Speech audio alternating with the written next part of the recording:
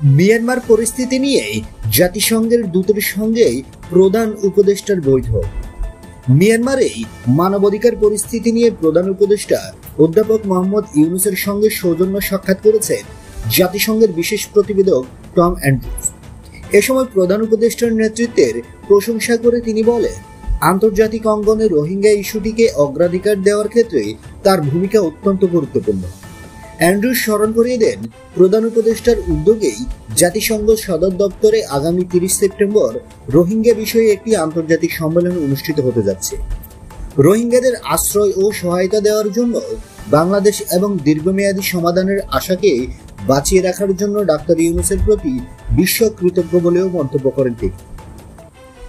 বন্ধুরা, নিত্য নতুন এক্সক্লুসিভ খবরাখবর সবার আগে পেতে আমাদের ইউটিউব চ্যানেলটি সাবস্ক্রাইব করে পাশে থাকা বেল আইকনটি অন করে দেওয়ার অনুরোধ রইল।